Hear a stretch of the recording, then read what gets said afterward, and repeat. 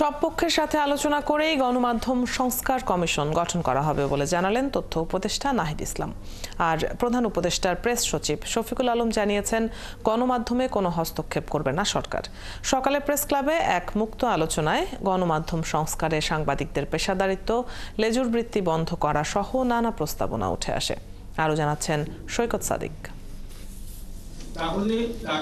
Press ক্লাবের এই আলোচনায় উঠে আসে বিগত সময়ে কিভাবে অযাচিত হস্তক্ষেপের মুখে পড়েছিল গণমাধ্যম, কারা কিভাবে গণমাধ্যমকে সরকার ও একটি দলের মুখপাত্র বানালো, কিভাবে গোষ্ঠীগত লাভের হাতিয়ার করা হলো।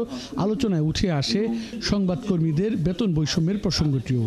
দলীয় লেজুর ভিত্তি, এটা স্বাধীনতার পর থেকে আমি যে প্রেস ক্লাবে দাঁড়িয়ে আছি, তার সবচেয়ে বড় উদাহরণ। সেই প্রেস ক্লাবে কিন্তু আমরা দেখছি যে কোনো না কোনো সময় যখন সরকারের পরিবর্তন হয়, প্রেস ক্লাবেরও আঙ্গিক পরিবর্তন হয়। ছাত্র জনতার আন্দোলনে গণমাধ্যমের ভূমিকা তুলে ধরে গণমাধ্যম বেতন বৈষম্যের সমাধানের কথা জানান তথ্য উপদেষ্টা। বলেন, সব পক্ষের সঙ্গে আলোচনা করেই গণমাধ্যম সংস্কার কমিশন গঠন করা হবে। নানামুখী স্টেক হোল্ডার এবং অনেক পরস্পর বিরোধী পক্ষ রয়েছে, যাদেরকে একই সাথে মিলে হয়তো আমরা যদি কাজ করতে চাই, আমাদের হয়তো কাজ করতে হবে এবং ঐক্যমতে আসলে আসতে হবে। মুক্ত গণমাধ্যমের কথা বলতেছি, সেই মুক্ত গণমাধ্যমের জন্য অবশ্যই সাংবাদিকদের পেশাদারিত্ব সবচেয়ে গুরুত্বপূর্ণ পিলার। প্রধান উপদেষ্টার প্রেস সচিব শফিকুল আলম জানান, গত 2 মাসে সংবাদপত্রের স্বাধীনতায় কোনো হস্তক্ষেপের ঘটনা ঘটেনি, ভবিষ্যতেও ঘটবে না। স্বাধীনতার পরে গত 2টা মাস ছিল গোল্ডেন পিরিয়ড, কিন্তু কথা হচ্ছে যে এটাকে তো আমাদের ধরে রাখতে হবে।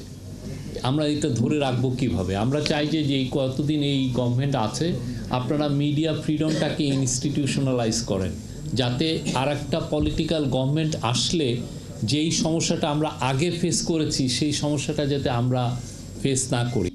সাংবাদিকতায় কালো টাকা, মাফিয়াতন্ত্র কিভাবে এলো সেই ইতিহাস তুলে ধরে পিআইবির মহাপরিচালক বলেন, সাংবাদিকদের সুরক্ষায় প্রেস কাউন্সিল, ইউনিয়ন সহ সাংবাদিকদেরই ভূমিকা রাখতে হবে। যেমন আমাদের বিগ পাওয়ার হাউস এবং বিগ মিডিয়া, এইটার ক্ষমতা আপনি ছোট করতেই হবে। এবং যেটা এখানে স্বগত ভাই বলেছেন, অনেকেই বলেছে, কথাগুলো এসেছে যে আপনি একটা মিডিয়া মালিকের একটা পত্রিকার বেশি থাকতে পারবে না। গণমাধ্যম সংস্কার কমিশনকে স্বাগত জানিয়ে প্রেস ক্লাবের সাবেক সভাপতি শওকত মাহমুদ বলেন, এটির নাম হওয়া উচিত প্রেস কমিশন। সাংবাদিকদের রিক্রুটমেন্টের বিষয়টা, কারণ বাংলাদেশে সাংবাদিক কিভাবে রিক্রুট হয়, কোথাও কোনো পরীক্ষা দিয়ে কোনো সাংবাদিক কোনো পত্রিকায় চাকরি পেয়েছে, এটা আমি শুনি নাই এই পর্যন্ত।